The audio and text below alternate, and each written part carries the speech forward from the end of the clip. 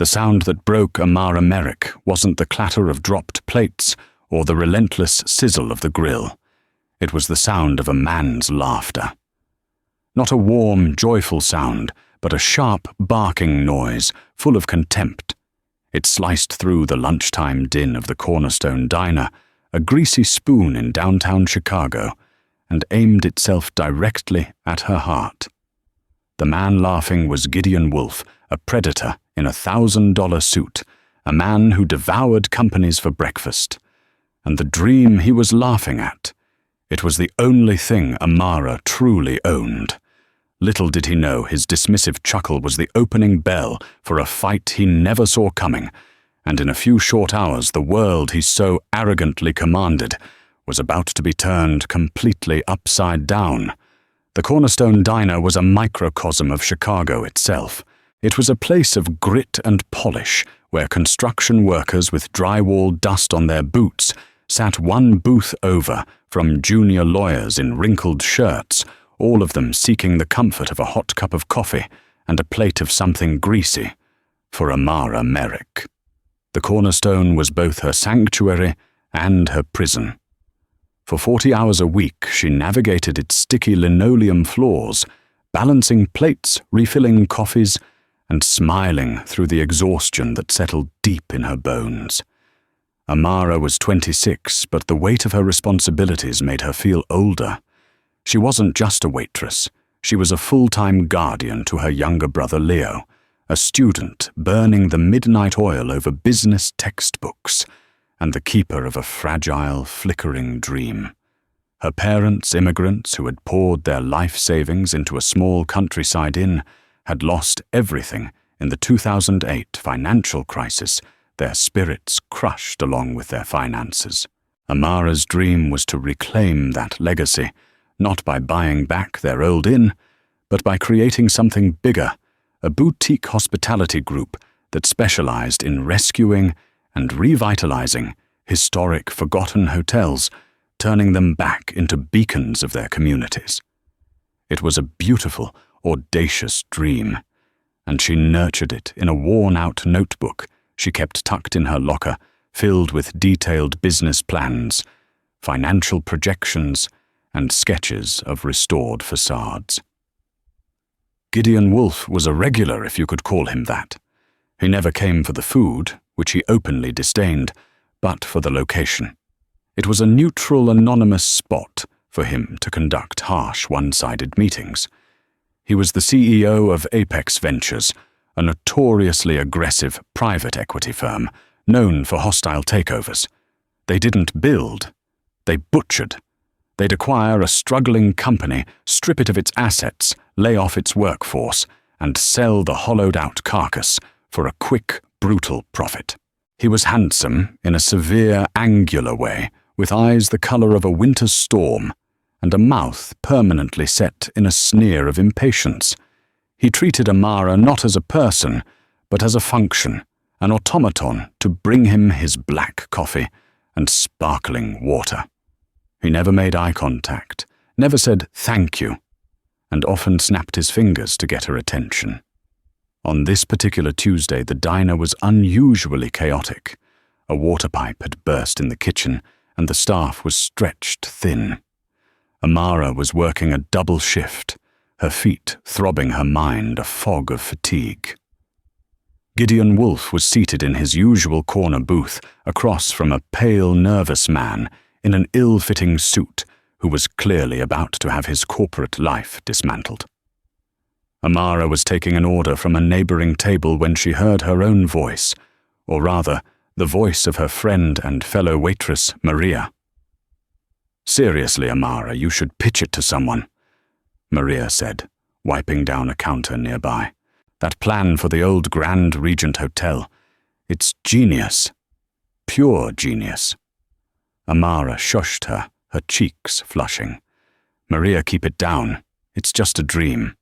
"It's more than a dream," Maria insisted. "It's a blueprint.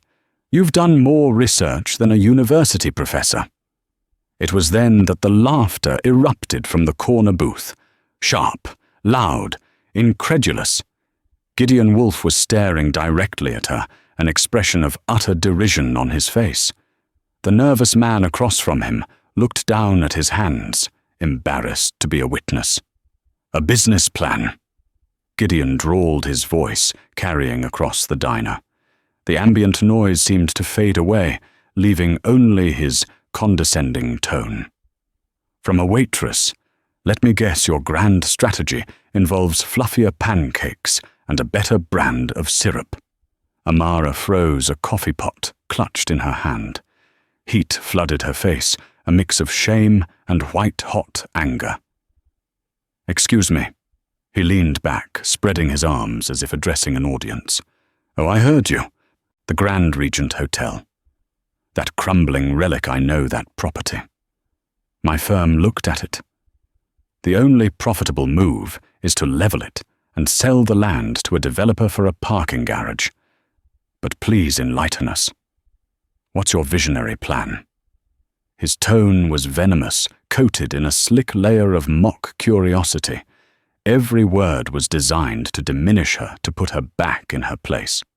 Amara's training, her need to keep this job screamed at her, to smile, apologize, and walk away. But the insult wasn't just to her. It was to her parents' memory, to the countless hours she'd spent poring over books, to the very core of her ambition. She placed the coffee pot down with a steady hand and walked to his table. She kept her voice low, but firm, a stark contrast to his booming arrogance. "My plan," she began, her eyes meeting his without flinching, "involves a phased restoration, focusing on historical accuracy, partnerships with local artisans to rebuild its character, and a business model based on experiential tourism, tapping into a market that your firm, with its focus on slash-and-burn tactics, is completely blind to. It would create over 100 local jobs and turn a liability into a landmark. It's a long-term value proposition, not a cheap flip." For a moment there was silence. Gideon Wolfe looked genuinely surprised that she had answered back with such coherence. But the surprise quickly curdled back into contempt. He let out another short, sharp laugh. "Long-term value. How quaint." He pulled out his wallet, tossing a $100 bill onto the table, far more than his bill. "Here's a tip," he said, his voice dripping with condescension as he stood up. "Dreams don't pay the rent, sweetheart. This does. Stick to what you're good at." Pouring coffee, he turned and strode out of the diner, leaving the $100 bill on the table like a tombstone, marking the death of her dignity. The entire diner had watched the exchange. The silence he left in his wake was more humiliating than his laughter. Amara stood there, her hands clenched into fists, the pristine business plan in her locker suddenly feeling like a child's fairy tale. She had never felt so small in her entire life. In the far corner of the diner, partially obscured by a wilting potted fern, sat another regular. His name was Mr. Abernathy. He was the antithesis of Gideon Wolfe. An elderly man, perhaps in his late 80s, he dressed in simple, well-worn tweed jackets and always had a book with him. He was a quiet man with kind, watery blue eyes that seemed to see more than most. He came in every day at 2 p.m. after the lunch rush and would sit for 2 hours with a cup of tea and a slice of apple pie. He had been there for Gideon Wolfe's entire performance. As Amara stood, trembling, fighting back tears of rage and humiliation, Mr. Abernathy raised a frail hand and beckoned her over. Mortified that he had witnessed her dressing down, she took a deep breath and walked to his table, forcing a professional smile. "More tea, Mr. Abernathy?" she asked, her voice cracking slightly. He ignored her question and gestured to the chair opposite him. "Please, Amara. Sit for a moment." Waitresses weren't supposed to sit with customers. It was against the rules. But the owner, a gruff but fair man named Sal, was in the back, dealing with the plumber, and Amara felt too emotionally battered to argue. She sank into the worn vinyl seat. Mr. Abernathy pushed his half-eaten pie towards her. "You look like you could use this more than I." She shook her head, unable to speak. That man. Mr. Abernathy said, his voice soft but laced with a surprising steeliness, is a fool. He confuses price with value, a very common affliction among the wealthy. Amara looked up, surprised. He just made me feel like one. He is mistaken, the old man said simply. He took a sip of his tea. You spoke of the Grand Regent Hotel. My wife and I spent our honeymoon there, you know, a lifetime ago. It was a magnificent place. Tell me about your plan. Not the summary you gave that buffoon. The real plan. Hesitantly at first, then with growing passion, Amara began to talk. She forgot she was a waitress talking to a customer. She spoke of her research into period-accurate restorations of her ideas for a farm-to-table restaurant in the old ballroom using produce from local suppliers. She described a partnership with the city's historical society to offer tours and a vocational training program for underprivileged youth to learn skills in hospitality. She laid out her financial models, her marketing strategies, her belief that true luxury wasn't about chrome and glass, but about authenticity and soul. Mr. Abernathy listened, truly listened. He didn't interrupt. He just nodded occasionally, his blue eyes fixed on hers, absorbing every word. When she finally finished, breathless and impassioned, he was silent for a long moment. It is a beautiful dream, my dear, he said finally. But he was right about one thing. A dream without capital is merely a fantasy. Amara's shoulders slumped. I know, I'm saving every penny. I take night classes in business management. But it's like trying to fill the ocean with a teaspoon. Sometimes, Mr. Abernathy said, a cryptic twinkle in his eye, you just need to find the right person to turn on the faucet. He paid his bill, leaving his usual modest tip, and stood up to leave. Do not let the likes of Gideon Wolfe dim your spirit, Amara. The world has enough wrecking balls. It needs more architects. He patted her hand gently and left the diner. Amara felt a small measure of her shattered confidence return. His quiet belief was a soothing balm on the fresh wound of Gideon's scorn. She took the $100 bill Gideon had thrown on the table and with a surge of defiance stuffed it into the staff tip jar. She wouldn't let his money poison her pocket. For the next few weeks, her conversations with Mr. Abernathy became a ritual. He would ask probing, intelligent questions about her business plan. What about the union negotiations for the hotel's staff? He asked one day. What is your contingency for a 20% budget overrun on the restoration? He queried another. He challenged her assumptions, forcing her to refine her ideas to make her dream more robust, more practical, more unassailable. She felt less like a waitress and more like a CEO presenting to her most trusted advisor. The worn notebook in her locker became thicker, filled with new notes and strengthened projections, all thanks to the quiet old man in the corner booth. Then, one Monday, Mr. Abernathy didn't come, or the next day. By Friday, a knot of worry had formed in Amara's stomach. He had never missed a day. She asked Sal if he knew his address, but the old man always paid in cash and was a mystery to everyone. An entire week went by. Then, too, the corner booth felt achingly empty.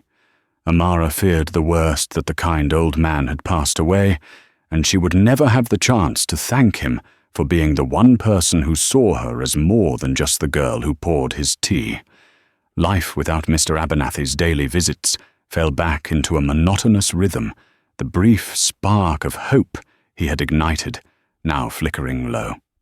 Gideon Wolfe had returned to the diner once, not even acknowledging Amara's presence, sealing a deal on his phone that resulted in the closing of a paper mill in Wisconsin. His casual cruelty was a constant reminder of the world she was trying to fight against.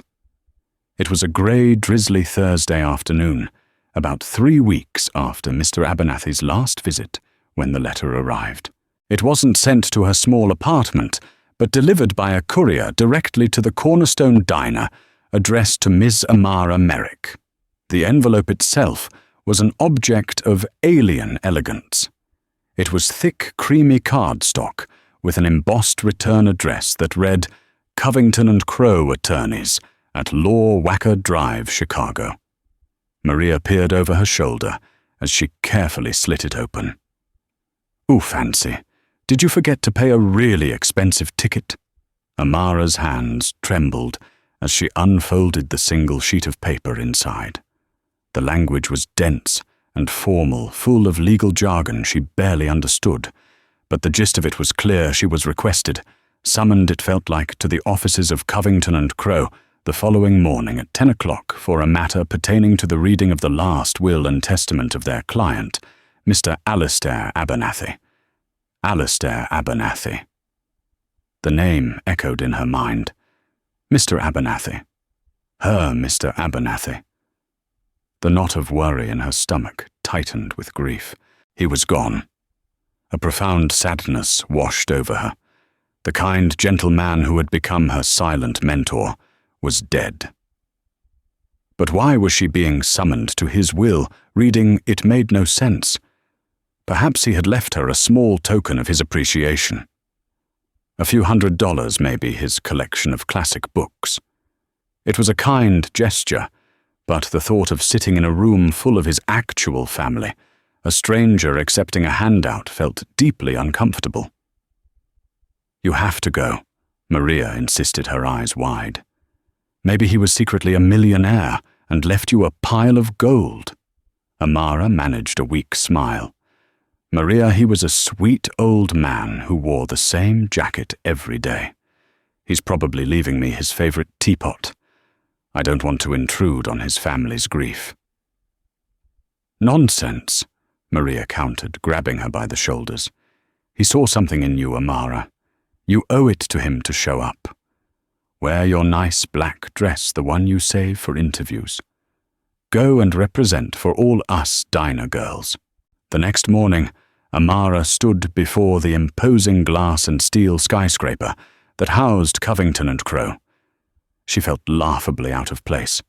Her simple black dress, the nicest thing she owned, felt cheap and inadequate amidst the sea of bespoke suits and designer bags flowing through the lobby. Her worn-out flats seemed to squeak in protest on the polished marble floors. The law office occupied the top 3 floors. The reception area was a symphony of hushed tones, expensive leather, and dark mahogany. A severe-looking receptionist directed her to a large conference room with a sweeping panoramic view of Lake Michigan. The room was already occupied by a handful of people who looked like they had been born into wealth and disappointment. There were 2 middle-aged men with sour expressions, and a woman dripping in jewelry who was openly weeping into a silk handkerchief, her sobs sounding theatrical and performative. They all glanced at Amara as she entered, their expressions ranging from confusion to outright disdain. She was clearly not one of them. She took a seat in a chair as far away from them as possible, feeling their judgment like a physical weight. At precisely 10 o'clock, a distinguished man in his 60s with a mane of silver hair and a kind but serious face entered the room. He introduced himself as Mr. Jonathan Davies, senior partner at the firm, and Mr. Abernathy's long-time attorney and executor. "Thank you all for coming," he began, his voice calm and authoritative. He gave Amara a brief, unreadable glance before opening a thick, leather-bound portfolio. "We are here today to read the last will and testament of Mr. Alistair Abernathy. I know this is a difficult time, but Alistair was a man of great clarity and purpose, and his final wishes reflect that." He began reading through the standard legal preamble. He detailed several bequests, a sizable donation to the Chicago Public Library, a trust fund for his late sister's grandchildren, the sour-faced men and the weeping woman, and various gifts to long-serving staff. The family members seemed to grow more agitated, their bequests clearly smaller than they had anticipated. Then Mr. Davies paused and looked up from the document, his eyes settling directly on Amara. "And now," he said, his voice filling the suddenly silent room, "we come to the primary matter of the estate. The bulk of Alistair's assets, including his personal properties, and most significantly, his 95% controlling interest in the Viridian Holdings Group." Amara had vaguely heard of Viridian. It was a massive old money conglomerate with diverse interests in manufacturing, real estate, and technology, a quiet giant in the corporate world. Alistair was a man who believed that character was the most valuable asset. Mr. Davies continued his gaze, still fixed on Amara. In the final years of his life, he was searching for a successor. Not someone with a prestigious MBA or a famous last name, but someone with integrity vision and a deep-seated desire to build rather than break. The weeping woman let out an indignant sniffle. "What is the meaning of this Jonathan get on with it? Who gets Viridian?" Mr. Davies took a deep breath and read from the will. His voice was clear and unwavering. "All the remainder of my estate, including my full controlling interest in Viridian Holdings and all its subsidiary companies, I leave with sound mind and full confidence to Ms. Amara Merrick." For a full 10 seconds, the only sound in the conference room was the distant hum of the city. Amara's mind went completely blank. She heard the words, but they were just sounds, disconnected from any meaning. It was as if he had read them in a foreign language. Ms. Amara Merrick. It had to be a mistake. A different Amara Merrick. Then chaos erupted. "What?" The bejeweled woman shrieked, her theatrical sobs turning into a genuine squawk of outrage. "Who is she? This is preposterous." "A waitress," one of the men spat, jabbing a finger in Amara's direction. "He left his entire legacy to a waitress. He was senile. We'll contest this. We'll sue." Mr. Davies held up a hand, his calm demeanor a solid wall against their fury. "I assure you, Mr. Abernathy was in full command of his faculties until the very end. His decision was meticulously documented with signed affidavits from physicians and psychiatrists. The will is ironclad." He then produced a smaller, sealed envelope and handed it across the table to Amara. Her hand was shaking so badly she could barely take it. "Alistair left this for you personally." Ignoring the continued protests of the relatives, who were now huddling together, whispering furiously about lawyers and legal action, Amara numbly broke the seal. Inside was a single sheet of paper, covered in Mr. Abernathy's familiar, elegant handwriting. "My dear Amara, if you are reading this, then my search is over. Forgive my little deception. I found long ago that wealth can be a terrible barrier to genuine human connection. The Cornerstone Diner became my window to the real world, a place to observe people when their guards were down. I saw greed, impatience, and indifference. And then I saw you. I saw you treat every person with dignity, whether they were a janitor or a CEO. I saw you work tirelessly, without complaint. And then I heard your dream. Not a dream of personal enrichment, but a dream of restoration, of building, of creating value that cannot be measured on a balance sheet. That day, you stood up to Mr. Wolfe. You showed a courage that is rarer and more valuable than all the gold in the world. Viridian Holdings needs a leader with a soul, not just a calculator. It is a powerful tool, and like any tool, it can be used to build or to destroy. I am entrusting it to you. Do not be intimidated by the suits and the jargon. Trust your instincts. Your character is your compass. The lawyer, Mr. Davies, was my closest friend. He will guide you. As for your first challenge, you may be interested to know that Viridian Holdings is the sole silent majority shareholder in a number of smaller private equity firms.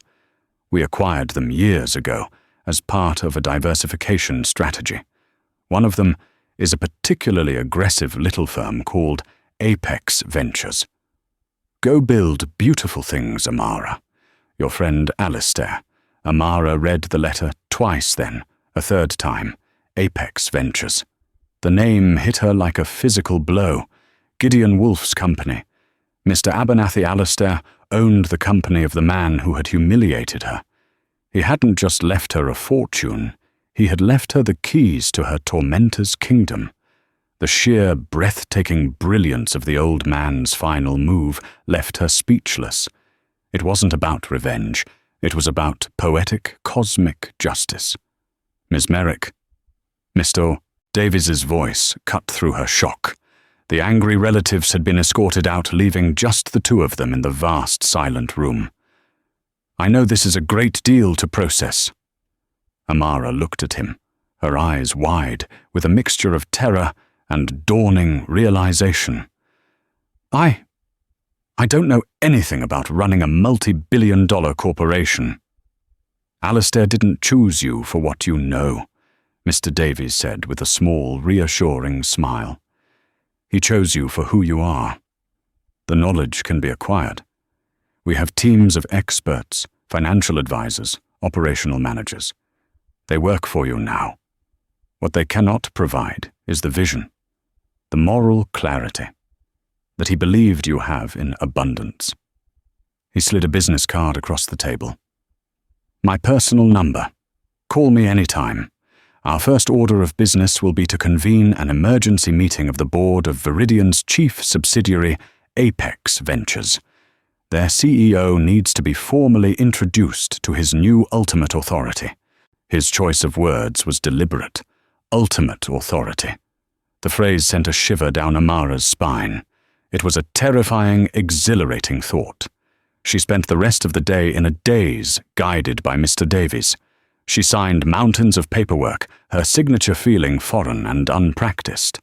He explained the sheer scale of her inheritance. Viridian Holdings was a titan of industry, with assets that dwarfed the economies of small countries.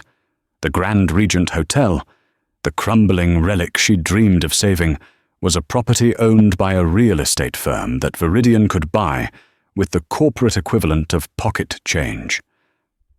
That evening she returned not to her tiny apartment, but to a luxurious penthouse suite at a hotel owned by Viridian, arranged for her by Mr. Davies for security and convenience. She stood at the floor-to-ceiling window, looking out at the glittering Chicago skyline. The city lights spread out below her like a carpet of scattered jewels. It was the same city, but her place in it had been irrevocably altered. She was no longer Amara Merrick, the waitress. She was the owner of this view. She was the power behind the curtain. And tomorrow morning, she was going to meet the man who had laughed at her dreams, not as his server, but as his new boss. Fear and determination warred within her. But as she thought of Mr. Abernathy's letter, one emotion rose above the rest, a fierce, unyielding resolve. The morning of the meeting, Amara didn't feel like a billionaire. She felt like an imposter in a very expensive costume.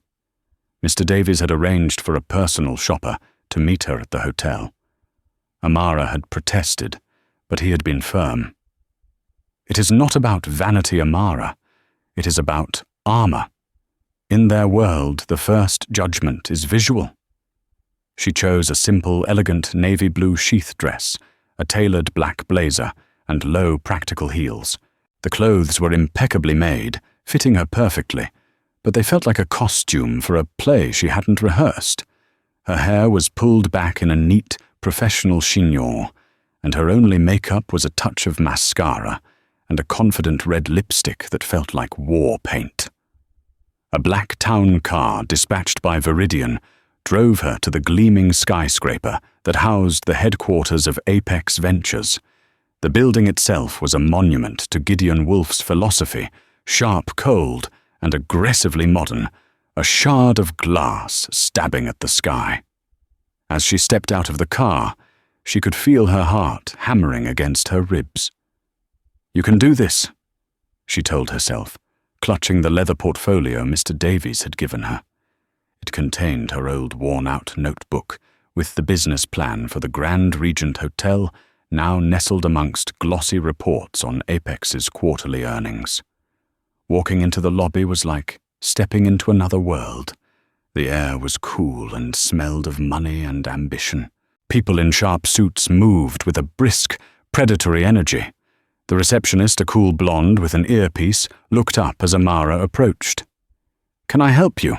she asked, her tone dismissive, her eyes scanning Amara's simple attire with a flicker of condescension. "I'm here for the 10 a.m. board meeting," Amara said, her voice steadier than she expected. "My name is Amara Merrick." The receptionist's fingers flew across her keyboard. Her eyes widened slightly. "Of course, Miss Merrick. Mr. Davies is expecting you.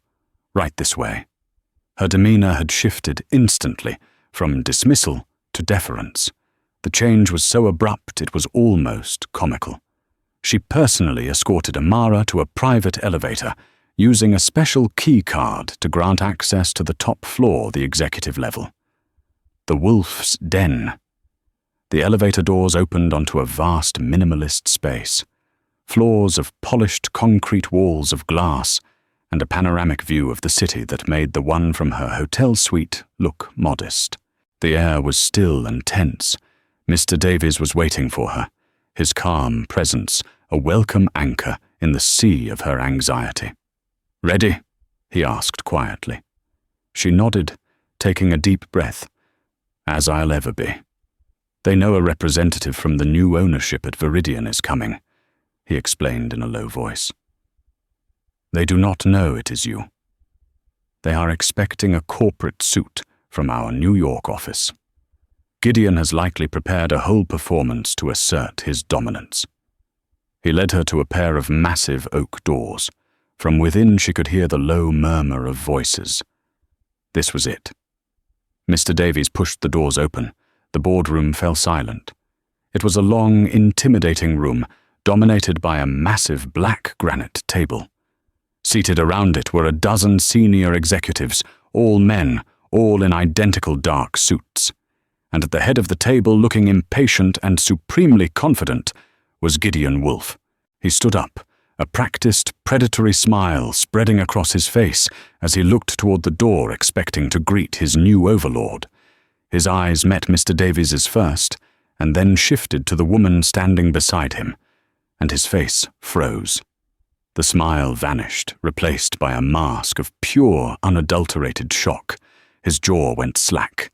His eyes, those cold, stormy eyes, widened in disbelief. He blinked as if trying to clear a hallucination. But she was still there, the waitress, the girl he had humiliated over a plate of greasy food, now standing at the entrance to his boardroom, flanked by the executor of the Viridian estate. The confusion on his face was a delicious, silent symphony. It morphed from shock to bewilderment, then to a flicker of dawning horror, as the impossible implications began to click into place in his brilliant, ruthless mind. The other executives looked back and forth between their slack-jawed CEO and the unknown young woman, a palpable tension gripping the room. Amara met Gideon's gaze across the length of the polished granite table. She did not smile. She did not gloat. She simply held his stare, her expression calm and unreadable. The power dynamic of the entire universe seemed to shift in that single silent moment. The king in his castle was suddenly face to face with the ghost he thought he'd slain with a laugh, and he was just beginning to understand that she hadn't come for a job. She had come for the throne. The silence in the boardroom stretched for an eternity, thick and heavy. The dozen executives around the table exchanged nervous, confused glances, their corporate instincts screaming that something monumental and terrible for them was happening. Gideon Wolf finally found his voice, though it came out as a strained, incredulous rasp. Davies, what is this? Some kind of joke. His eyes were still locked on Amara, refusing to accept the reality before him. What is she doing here? Mr. Davies walked calmly to the empty chair at the opposite head of the table, the one reserved for the chairman, and pulled it out. He did not sit. He gestured for Amara to take the seat. With steady steps, she walked the length of the room, the click of her heels on the floor, the only sound, and sat down. From her new vantage point, she looked directly at Gideon. Mr. Wolfe. Mr. Davies began, his voice ringing with legal authority. Allow me to introduce Ms. Amara Merrick. As of 2 days ago, following the passing of Mr. Alistair Abernathy, Ms. Merrick is the new majority shareholder and owner of Viridian Holdings. He paused, letting the weight of the statement sink in. And by extension, she is the new owner of Apex Ventures.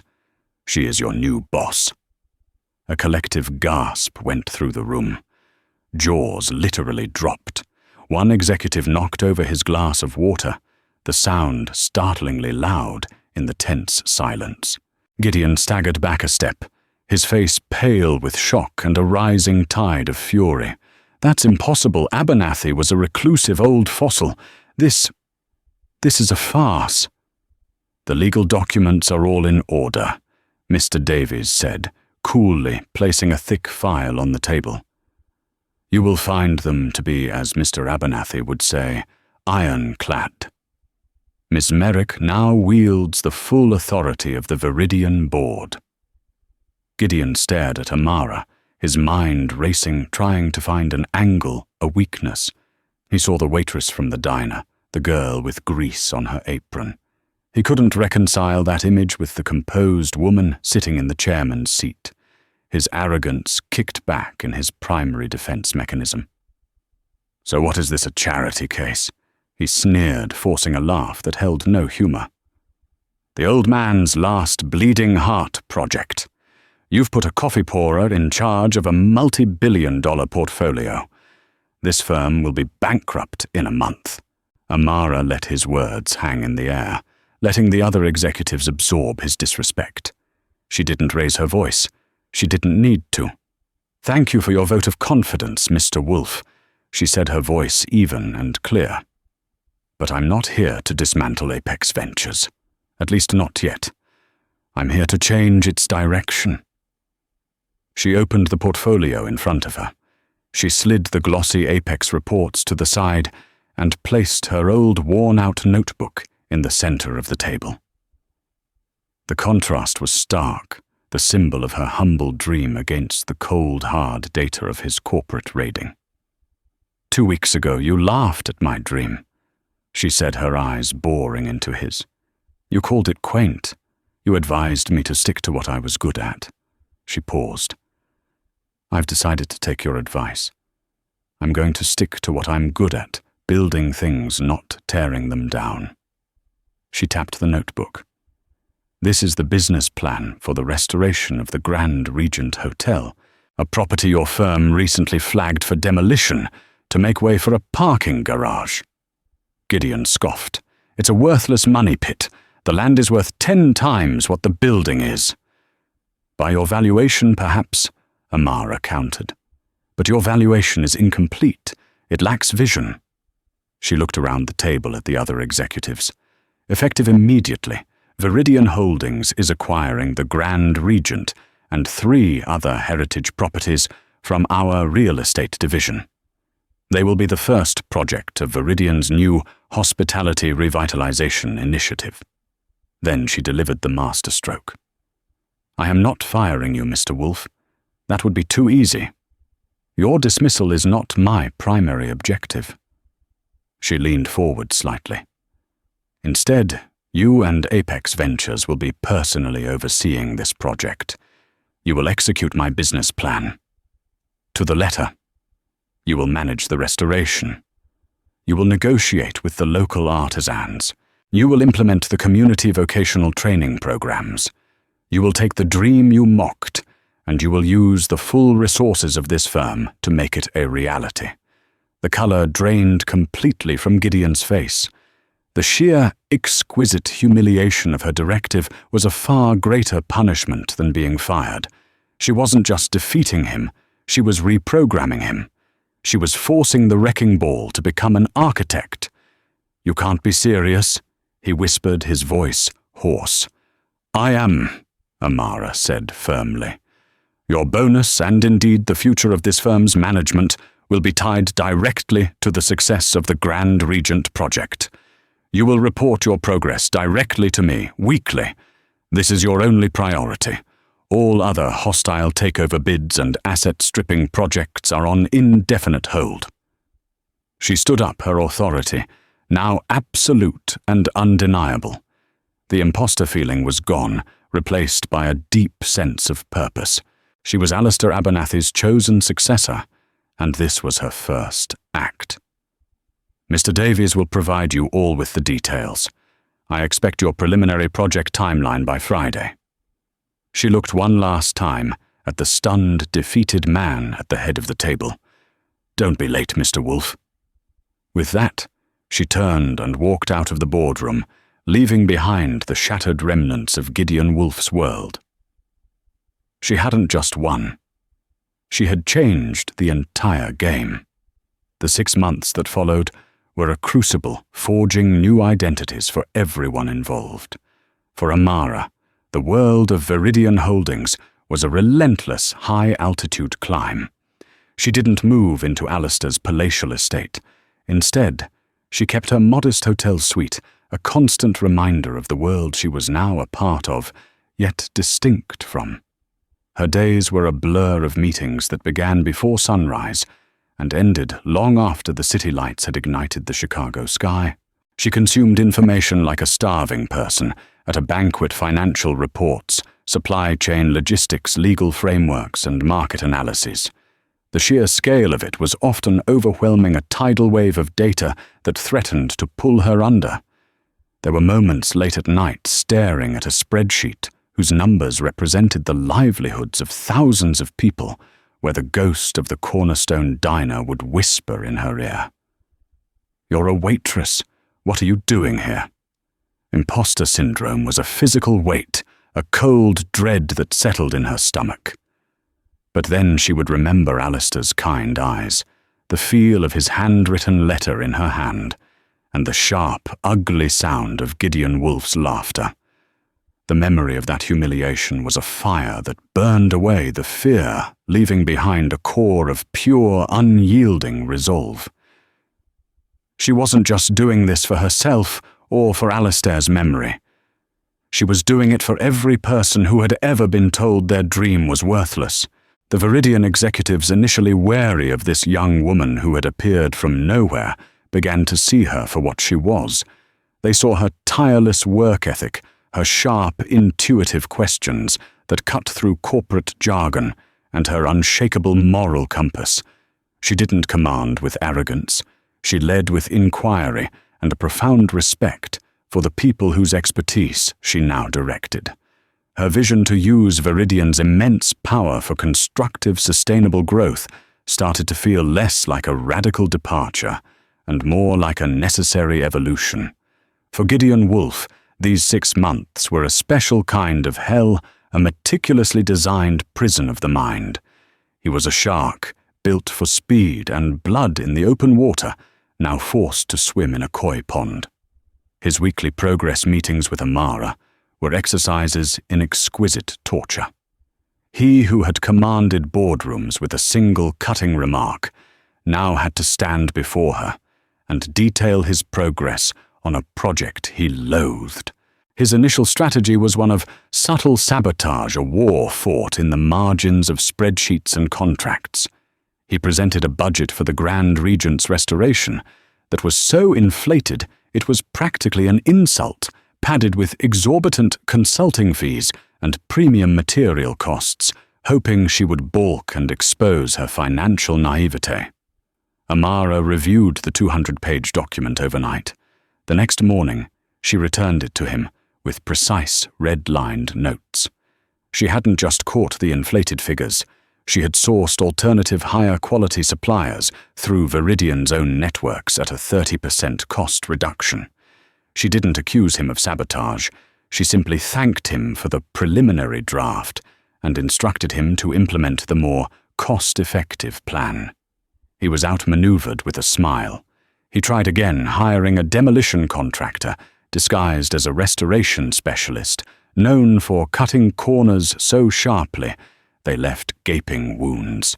Amara, however, remembered the stories her father used to tell about the families of artisans who had built the region's heritage inns.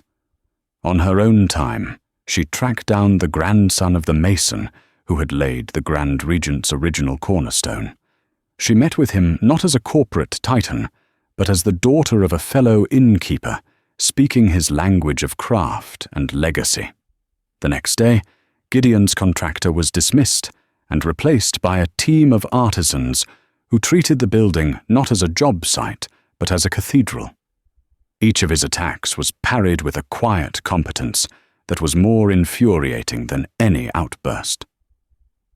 The turning point, the moment the foundations of his own cynical world began to crack, came 3 months into the project. Gideon was on site at the Grand Regent, the crisp autumn air thick with the smell of sawdust and wet mortar. The hotel was a hive of activity, a symphony of renewal. He was in a heated argument with the head mason, Ben, the very man Amara had personally hired. He was a grizzled craftsman, with hands like worn leather and eyes that held the patience of stone itself. Just use a standard Portland cement mix for the repointing. Gideon snapped his voice, echoing in the cavernous, half-restored lobby. It's faster, it's stronger, it's cheaper. We're behind on the west wing, and this is the bottleneck. Ben simply shook his head, wiping his hands on a dusty rag. No, sir. Can't do it. What do you mean you can't do it? I'm telling you to do it, Gideon retorted, his authority once absolute, now feeling like a useless currency. Ms. Merrick was very specific, Ben said, his voice calm and steady. She and I spoke for an hour about it. This old brick is soft. It needs to breathe. We have to use a traditional lime-based mortar, same as the original. It's flexible. It moves with the building. That modern cement mix you're talking about is rigid. It'll trap moisture inside the brick. Come the first big freeze, that moisture will expand, and the whole facade will start to shatter from the inside out. You'll have cracks and spalls within a decade. Ben gestured with his trowel toward the detailed architectural plans, Amara's plans laid out on a nearby table.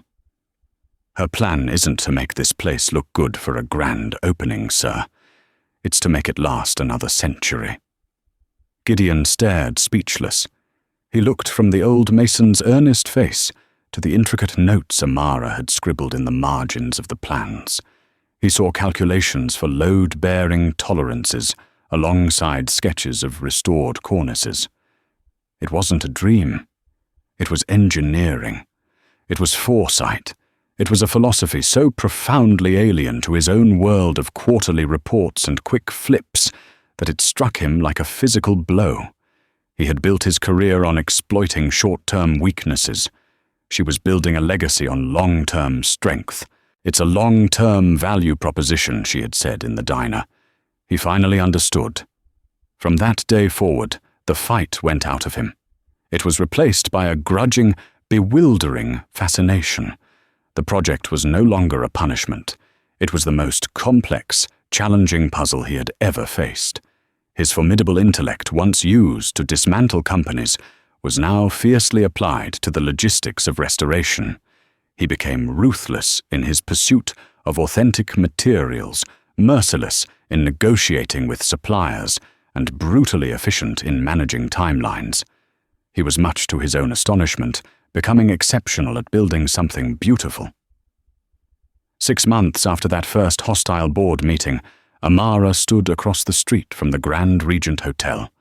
The late afternoon sun cast a warm, golden glow on its facade. The scaffolding was gone, revealing a masterpiece reborn. The century-old brickwork was a rich tapestry of red and brown, the intricate terracotta details sharp and proud against the clear blue sky. The grand entrance, boarded up for decades, now featured gleaming oak doors that seemed to invite the world back in. It was more than a building. It was a promise kept. A black car, the same model that now drove her, pulled up to the curb. Gideon Wolfe stepped out. He looked different. The severe lines of his face had softened. The arrogant sneer was gone, replaced by the weary, focused expression of a man who had been engaged in honest, difficult work. His expensive suit was gone, replaced by practical trousers, a button-down shirt with the sleeves rolled up, and a light layer of dust on his shoes. He came to stand beside her, his gaze fixed on the hotel. "The masonry work is complete," he said, his voice crisp and professional, the tone of a subordinate reporting to a superior. "The new windows are being installed next week ahead of schedule. The community training program has its first 10 apprentices starting on Monday. They're eager." "Thank you, Gideon," Amara said softly. It was the first time she had used his first name, a small but significant shift in the landscape between them. They stood in a comfortable silence for a long moment, the sounds of the city, a distant hum. They were two former adversaries now, bound by the shared accomplishment that stood before them. "I was wrong," Gideon said finally, the word sounding foreign and difficult in his mouth. He did not look at her. His eyes remained on the magnificent building, the monument to his own spectacular misjudgment. "About this place. About you." Amara listened to the confession, letting it settle in the quiet air between them. There was a time she would have given anything to hear those words, to see this powerful man humbled. But now they felt secondary. Her victory wasn't in his admission of defeat. It wasn't in the billions in her bank account or the corporate empire at her command.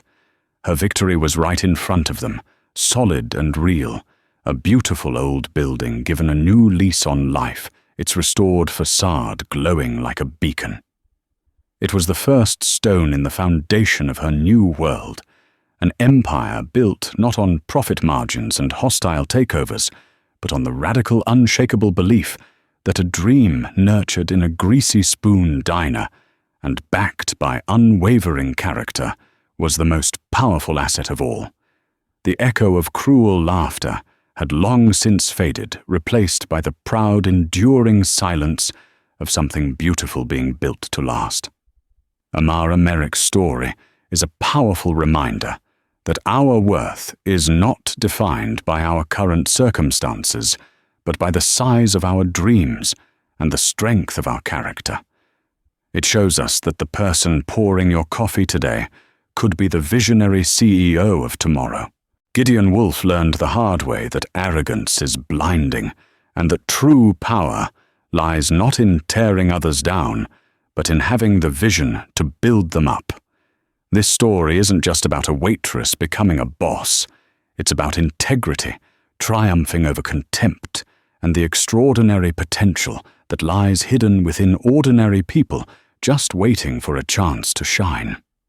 If this story resonated with you, and you believe in the power of dreams, please take a moment to hit that like button to help us share it with more people. Share this video with someone who needs a reminder that their ambitions are valid no matter who might laugh at them. And most importantly, subscribe to our channel and turn on notifications so you never miss another story of incredible real-life karma and inspiring transformations. Thank you for watching.